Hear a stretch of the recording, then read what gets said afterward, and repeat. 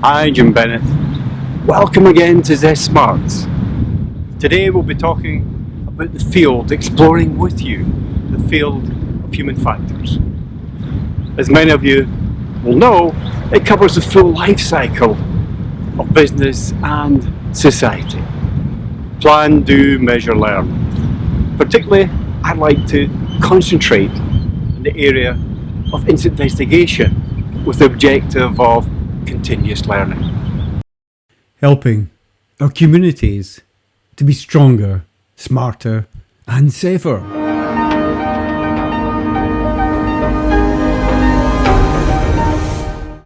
I've been studying the field of human factors for many years.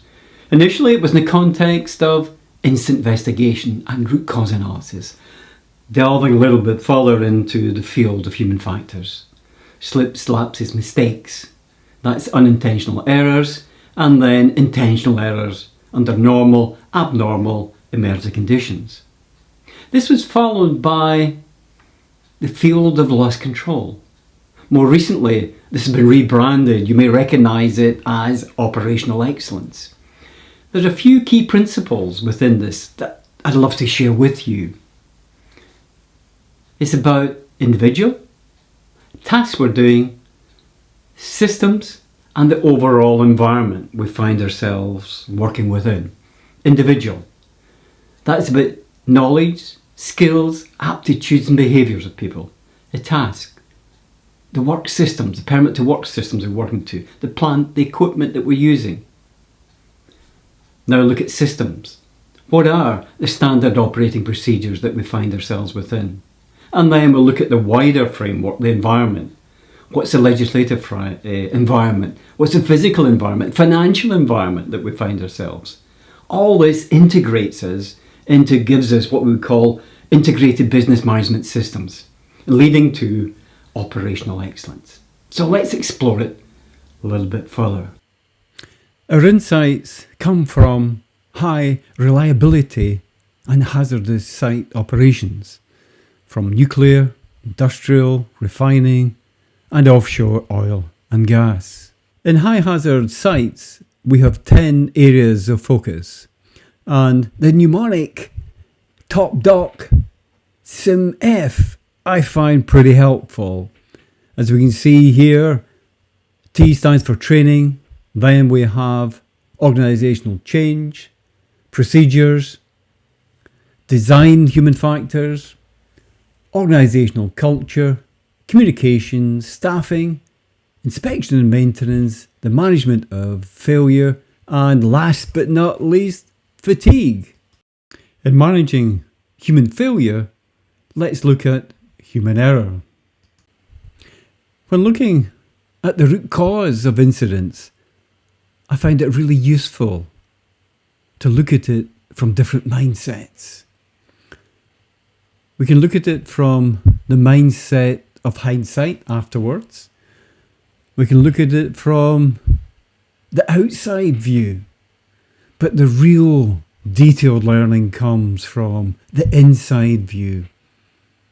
What were the performance shaping factors? Why did the individuals, why did the team, why did the organisation do what it did? When we examine unintentional human error, we have three things to consider. Something that's called a slip, number 2, a lapse, and number 3, a mistake.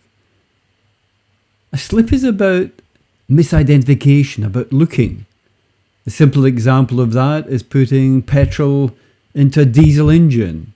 A lapse, something to do about memory, forgetting to do a step in a process or procedure. Mistake, an error in how you actually process. It could be calculating, for example, if you're putting fuel, you're bunkering into a tank and you miscalculate the rate of fillage and it overfills. Let's now explore intentional human error. Some would call it violations or taking shortcuts under normal, abnormal and emergency conditions. research has shown that people tend to do things that we would say are soon, certain and positive. You may have seen that or observed that. If you see a pathway and there's a grass around the edge of it, you see this neat little diagonal pathway. People are going, taking the shortcut that is soon, certain and positive. An interesting component of human factors is behavioural-based safety. In the early days, there was a belief, a view, that the cause of incidents was workers. Workers are making all the mistakes. We need to fix the workers. There was little view from a root cause perspective of looking at systems, of equipment that people were working to, about organisational capability and resources. Whereas as we become more mature, these are some of the items that we explore. And a current view of human factors, of human beings, is we're extremely resilient beings and we can adapt. Even if the systems are not fully correct or fully operational, we'll adapt to try and make a difference. And this is where at times we find unintentional errors can come in. As I mentioned previously, the slip, the lapse, the mistake. The slip, misidentification, a lapse, a memory. A mistake where I haven't quite calculated or working things out correctly. So that's where we need to design appropriate systems and the concept of fail-safe safety. So again, let's explore this in a little bit more detail. What are performance shaping factors? What do they look, sound and feel like? As you can see, we have a number of areas of consideration. Starting off at the head, task factors. Is the activity simple, complex or complicated? About the competence of the person or the people, the team doing the activity, the training and experience. Communications. Is it clear? Does everyone understand their roles and responsibilities? Personal factors. Is there anything of an emotional or mental area, either at an individual level or family level, that could impact on you? Procedures.